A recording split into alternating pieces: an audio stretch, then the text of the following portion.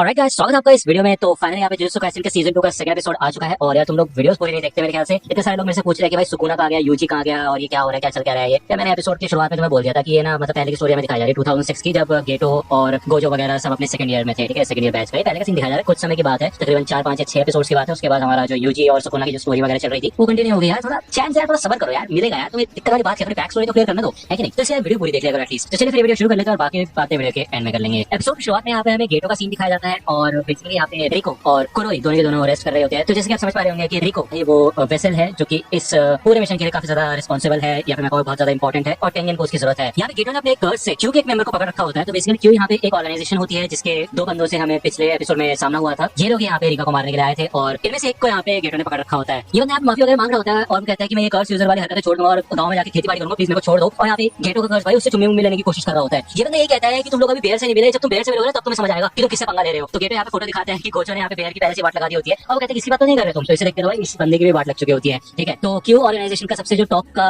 कर्ज यूजर था वो था बेयर, और उसके हारने की वजह से यहाँ पे पूरी ऑर्गेनाइजेशन कोलैप्स हो जाती है, हमें ये बताया जाता है। दूसरी ओर यहाँ पे हमें टोजी का सीन दिखाया जाता है जिसने इधर बोट रेस के ऊपर अपने दाव लगा रखे होते हैं, जैसे कि घोड़ों की रेस होती है वैसे यहाँ पे बोट रेस के ऊपर उसने अपने कुछ पैसे लगाए होते हैं, बेसिकली गैम्बलिंग टाइप। और तभी वो बंदा यहाँ पे फिर से आता है जिसने की टोजी को पिछले एपिसोड में कॉन्ट्रैक्ट दिया था रिका को पकड़ने के लिए या फिर उसको मारने के लिए। ठीक है ना, तो यहाँ पे उससे अपडेट पूछने के लिए आते हैं कि भाई कैसे चल रहा है, कुछ क्या चल रहा है क्या नहीं। तो उसको जो थोड़े बहुत पैसे मिले थे वो उसने यहाँ पे इस मैच के ऊपर लगा रखे होते हैं और वो ये सोचते हैं कि उसके पैसे रिकवर भी हो जाएंगे। ये यहाँ पे कहता है कि अगर तुमने जल्दी नहीं किया तो तुम्हारे हाथ में जो पैसे आने वो भी चले जाएंगे, तो तुम कर क्या रहे हो यहाँ पे टाइम पास क्यों कर रहे हो। चलो जी, अब यही कहता है कि गोजो को ये ऐसा वैसा बंदा नहीं है, तो ये एक ट्रिक है उसको यहाँ पे धीमा करने के लिए। ये कुछ बेवकूफ है जो कि उससे जाके लड़ेंगे जिस वजह से यहाँ पे उसकी काफी एनर्जी ड्रेन होगी। और बस मैं यही चाहता हूँ कि उनको उनका काम करने दो और चिंता मत करो, वो सारा पैसा तो मेरा ही होने वाला है, जैसे कि इस रेस में होगा। तो ये बंदा जब यहाँ से जा रहा होता है तो वो जाने से पहले मेगुमी के बारे में पूछता है टोजी से कि वो कैसा है, क्या हाल है उसके। तो टोजी यहाँ पे थोड़ी देर सोचता है और वो कहता है कि ये मेगुमी कौन है। तो बेसिकली आप उसको याद भी नहीं होता कि उसका एक बच्चा भी है जिसका नाम मेगुमी है और उसके हाल चाल क्या चल रहे हैं। इधर गोजो इस रूम में आ चुका होता है और ये लोग यही सोचते हैं कि इनको रिको को डॉक्टर के पास ले जाना होगा क्योंकि वो होश में नहीं आ रही होती है। तो ये बात कर रही होती है कि काश इनके पास भी शोको की तरह रिवर्स कर्स एनर्जी की टेक्निक होती है जिससे कि ये इसको ठीक कर पाते। इतने में भाई रिको को होश आ जाता है और वो जब देखती है कि गोजो ने उसको अपनी गोदी में उठा रखा होता है तो उसको भाई काफी ज्यादा गुस्सा आता है। वो देखी गोजो को एक चाटा मारती है मुंह पे और वो चल के साइड में आ जाती है। वो कहती है कि तुम कमीनो, तुम मुझे मारने की कोशिश कर रहे थे क्यों, है ना, लेकिन तुम पहले मरोगे, समझे। इसे देख के भाई गोजो को गुस्सा लग जाता है। गेट कहता है शांत हो जा रिको, हम वो लोग नहीं जिन्होंने तुम्हारे पर अटैक किया था। तो यहाँ पे रिको तो इनके ऊपर बिल्कुल भी भरोसा नहीं कर रही होती। तभी इधर साइड में कुरोई आती है और वो आते साथ देखते हैं कि गोजो और गेटो दोनों पकड़ के भाई इसको खींच रहे होते हैं बहुत बुरी तरह से, बेसिकली अपना शायद गुस्सा निकाल रहे होते हैं इसके ऊपर इसको समझाने के लिए। और कुरोई कहती है कि ये तुम क्या कर रहे हो यार, ये तो काफी गलत बात है। वो यहाँ पे एक कर्ज के ऊपर बैठी हुई होती है और रिको ये पूछती है कि तुम क्या कर रहे हो, इसके ऊपर क्या कर रही हो तुम। तो बेसिकली यहाँ पे गेटो अपने कर्ज मैनिपुलेशन टेक्निक का मतलब बताता है कि वो कर्सेस को एब्जॉर्ब कर सकता है, उसके बाद वो उनको मैनिपुलेट करके अपने हिसाब से यूज कर सकता है। इसी वजह से यहाँ पे वो कुरोई इतनी आसानी से इस कर्ज के ऊपर बैठ पा रही है। गोजो कहता है कि ये लड़की है तो काफी ज्यादा शैतान, मतलब मैं जानता हूँ कि इसकी हमें काफी ज्यादा जरूरत है लेकिन इसके बावजूद भी इसके अंदर काफी ज्यादा एटीट्यूड है। तो रिको ये कहते हैं कि हाँ, हर आम इंसान ये कहता है, लेकिन तुम्हें शायद समझ नहीं आ रहा कि मैं ही टेंगन हूँ और टेंगन मेरे अंदर ही है। शायद तुमने मौत को ठीक से समझा नहीं है, इन दोनों के बीच में काफी ज्यादा डिफरेंस है। एक बार मैं टेंगन बन जाऊंगी तो टेंगन मैं बन जाएंगे। बेसिकली यहाँ पे जब ये सारी बातें कर रही होती है तो भाई गोजो और गेटो तो अपने में लगे होते हैं। गोजो कहता है कि मैंने अपने एक नया वॉलपेपर लगाया, तुमने देखा। तो गेटो कहता है हाँ यार है तो काफी कमाल का। गोजो ये कहता है कि तुम तो इस तरीके से बात करती हो तो तुम्हारे कोई दोस्त भी नहीं होंगे मेरे ख्याल से स्कूल में, और जो भी होंगे वो तुमसे काफी परेशान हो गए होंगे। इसे सुन के यहाँ पे रिको को याद आता है कि यार उसका स्कूल भी तो था, तो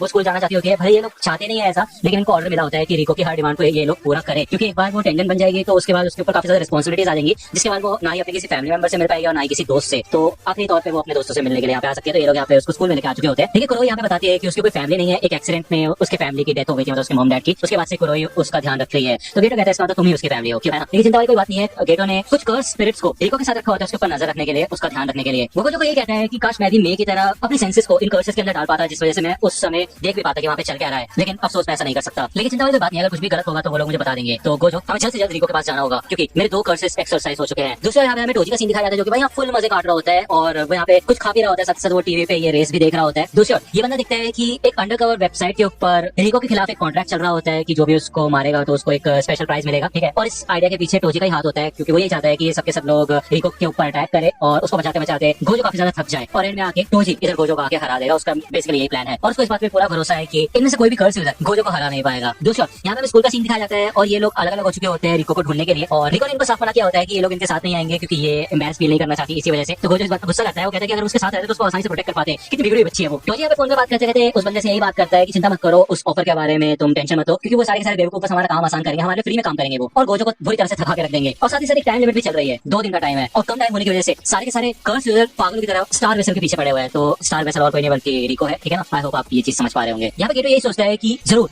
ये क्यू के बच्चे कुछ मेंबर हो सकते हैं या फिर स्टार रिलीजियस ग्रुप के कुछ मेंबर्स होंगे जो कि यहाँ पे आए हैं। तो जैसे गेटो यहाँ पे आते हैं तो सामने एक कर्स यूजर होता है और वो अपने 2 शिकिगामी यहाँ से निकाल लेता है और फेस करता है गेटो को। समझ जाता है देखिए कि जुजुत्सु हाई का स्टूडेंट है और ऐसे लोग ज्यादातर अपने शिकिगामी के ऊपर डिपेंड करते हैं और खुद आगे लड़ाई में नहीं पड़ते, उसकी यही कमजोरी है। ये दोनों के दोनों एक दूसरे को भापते हैं, पता लगाते हैं कि ये कैसे यूजर्स है, इनकी कमियां क्या है, इनकी ताकतें क्या है। और ये कर्स यूजर गेटो को थोड़ा अंडर एस्टिमेट कर रहा होता है, वो समझ चुका होता है कि गेटो कर्स मैनिपुलेशन टेक्निक का इस्तेमाल कर सकता है और वो हद से ज्यादा ताकतवर भी है, लेकिन वो बाकी शिकिगामी यूजर्स की तरह ही है, ऐसा इस बंदे को लग रहा होता है। जब ये बंदा ये सब सोच रहा होता है तो गेटो अपना एक और बहुत बड़ा कर्स बाहर निकालता है, जिससे कि वो इस बंदे को निकल लेता है। और ये बंदा समझ जाता है कि वो जो दो छोटे वाले कर्स थे वो सिर्फ उसका ध्यान हटाने के लिए थे, जबकि मेन प्लान उसका ये था। हमें दिखाया जाता है कि ये बंदा इस अटैक से आसानी से बच चुका होता है, खिड़की तोड़ते अंदर आता है और भाई एक चाकू से गेटो के ऊपर हमला करता है। लेकिन छूटे साथ ही यहाँ पे उसको सामने अपना एक डॉगी दिखाई देता है, जो कि पहले उसका डॉग हुआ करता था। वो सोचता है कि यहाँ पे क्या हो रहा है, ये जिंदा कैसे हो गया। इसे देख के उसको अपना बचपन का समय याद आता है कि उसके पेरेंट्स कैसे सिर्फ उसके भाई के ऊपर ध्यान दिया करते थे और सारी एजुकेशन का खर्चा उसी के ऊपर किया करते थे, क्योंकि उन्हें ऐसा लगता था कि ये बेवकूफ है और इसके कुछ बस की नहीं है। उस समय तासुके ही बस एक ऐसा क्रीचर बोलूंगा, एक ऐसा क्रीचर था जो कि उसका साथ दिया करता था, है कि नहीं। तो ये बंदा यहाँ पे ये सोचता है कि तकरीबन 50 साल हो चुके हैं उसको मरे हुए, तो यहाँ पे ये सब उसे क्यों दिख रहा है। गेटो यहाँ पे बहुत बुरी तरह से इस बंदे को मारना शुरू कर देता है और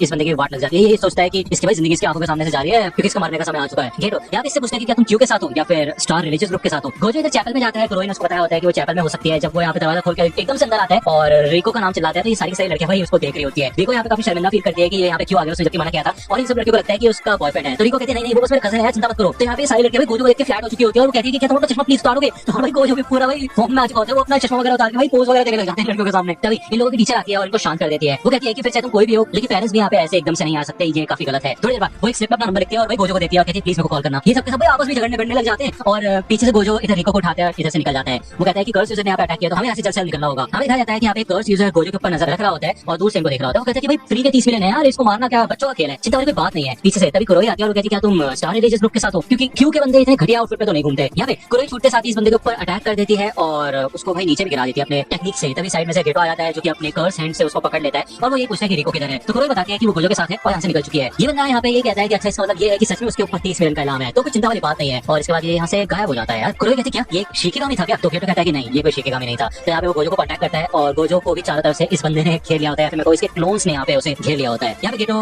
गोजो को बता देता है कि रिको के ऊपर $30 मिलियन का इनाम रखा गया है, तो ये काफी खतरनाक बात है, जिस वजह से यहाँ पे गोजो को समझ आ जाता है कि ये सारे के सारे क्लोन्स उसको घेर के क्यों खड़े हो गए हैं। गेटो बताता है कि परसों की 11 बजे की डेडलाइन है सुबह की, तो तुम देख लो। यहाँ पे ऐसे 5 क्लोन्स हो चुके होते हैं और गोजो इधर अपने इन्फिनिटी का इस्तेमाल करके 2 क्लोन्स को अपने पास बुलाता है और भाई दोनों को ही ठुकवा देता है। इन दोनों के वाट लग चुकी होती है यहाँ पे। और रिको कहते हैं कि ये शिकिगामी यहाँ पे गायब क्यों नहीं हो रहे जब इनकी वाट लग गई तो गोजो कहता है क्योंकि ये शिकिगामी नहीं है, ये सबके सब असली है, इनकी कोई रियल बॉडी नहीं है। इनमें से 2 क्लोन आते हैं और गोजो के ऊपर जब अटैक करने के लिए आगे बढ़ते हैं तो इनकी स्पीड काफी ज्यादा धीरे हो जाती है और ये बहुत ज्यादा स्लो हो जाता है, क्योंकि आपको पता होगा गोजो की इन्फिनिटी टेक्निक के बारे में, और वो इन लोगों को भी बताता है अपनी टेक्निक। वो ये कहता है कि तुम्हें पढ़ाई लिखाई करना शुरू कर देना चाहिए। गोजो यहाँ पे नोटिस कर लेता है और वो ये कहता है कि ऐसा लगता है कि तुम एक टाइम पे 5 क्लोन्स बना सकते हो अपने, और अपने हिसाब से डिसाइड कर सकते हो कि मेन बॉडी कौन सी होगी, जिस वजह से तुम्हें पकड़ना बहुत ज्यादा मुश्किल है, क्यों है ना। अगर तुम्हारी मेन बॉडी में खतरा आता है तो तुम अपने एक सेफ क्लोन में अपनी बॉडी को ट्रांसफर कर देते हो। ये काफी अच्छी खासी टेक्निक है, लेकिन फिर मेरे को समझ नहीं आ रहा कि तुम इतने कमजोर कैसे हो। और ऐसा लगता है कि जब तुम्हारा एक क्लोन डिस्ट्रॉय हो जाता है तो थोड़ी देर तक तुम एक नया क्लोन नहीं बना पाते। तो यहाँ पे ये कर्स यूजर कहते हैं तुम्हें कैसे पता चला मेरी टेक्निक के बारे में, तो गोजो कहता है कि मेरी आंखें काफी कमाल की है। तुम देख सकते हो मेरी टेक्निक इन्फिनिट नंबर्स पे काम करती है, जो भी चीज मेरे नजदीक आती है वो काफी ज्यादा धीमी हो जाती है और मुझ तक कभी पहुंच नहीं पाती। और जब मैं अपनी लिमिटलेस इन्फिनिटी टेक्निक का इस्तेमाल करता हूँ तो